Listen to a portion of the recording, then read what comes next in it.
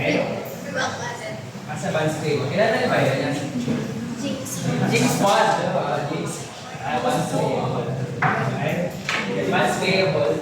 Dito, nakalagay dito sa akin, hindi kasi siya updated.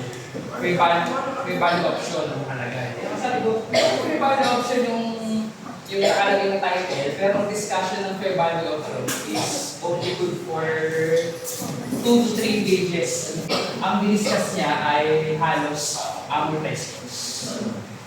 Halos amortized.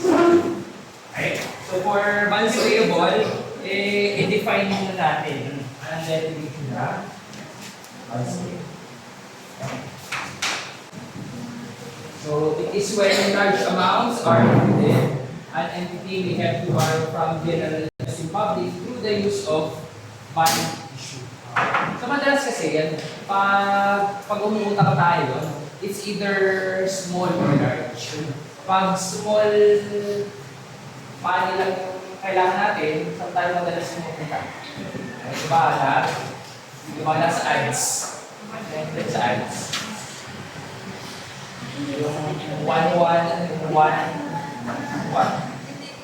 mga short-term cash loan app lang, pwedeng 10,000, 15. Pero dito sa balance payable, ibang konteksto siya. Kasi bakit? Pag pumasok ng balance, kailangan daw large amounts yung kailangan. Sino ba makakailangan ito ng mga large amounts? Hindi naman tao. Entity. Isang entity na kailangan ng pera para gamitin baka for expansion. Yung pera gagamitin. Ba't ba umunta ng isang kumpanya? Baka mag-expand.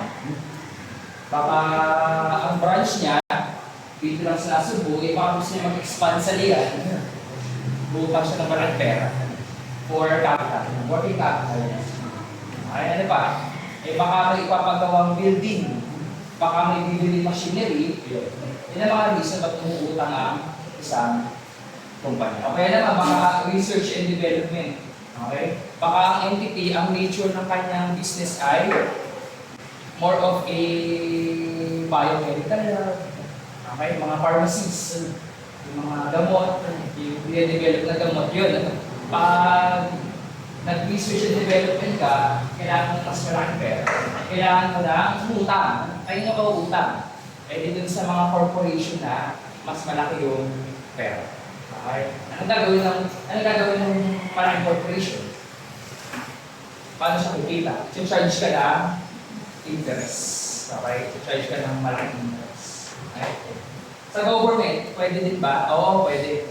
Ipapautang ng government.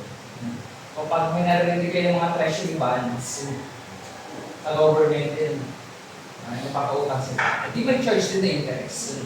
Kumikita. Yan ang one way of earning sa government. Kapag ipapautang sa mga maliliit na corporation, pinakakuha na interest. Tapos yung kinikita na yun, hindi ginagamit for public use. Okay?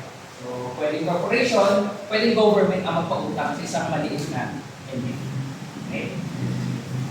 Okay? Kailangan daw mag-issue ng may bond issue. Ang bond is a formal. Bakit formal ang judicial promise? Kasi kailangan ng kasulatan, na papel. Kaya tawag nila bond in tension. Ay, galing din. Okay? Kung saan, nakalagay din lahat ng mga paano pabayaran, kailan pabayaran, ito ba ay term bonds, ito ba ay serial bonds, sino ang pabayaran, at sino magbabayad.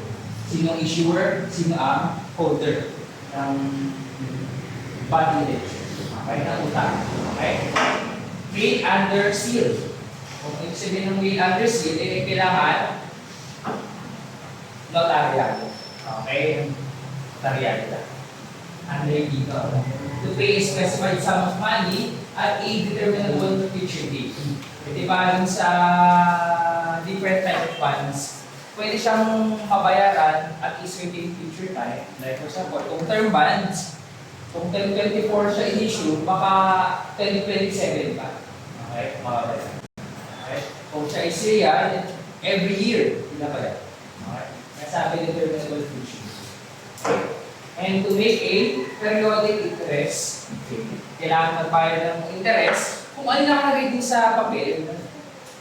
Kung ano nakalagay sa papel na interest. Yung nominal or stated interest rate, yun ang ginagamit for the computation. Okay? Under fair value. Mamaya, classify natin. Okay? At a stated rate until the principal sum is. Dala ulit, ang bonds payable, laging may kasama siyang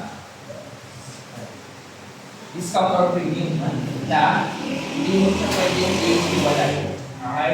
Lagi mo kasama, parang anak siya ng bonds payable, yung premium or discount. Sa presentation ng financial position, kailangan lagi siya nasa baba. Okay? It's either add or premium minus o discount. Okay? Sa presentation na financial position. Kung nakikita niyo dyan, yung presentation.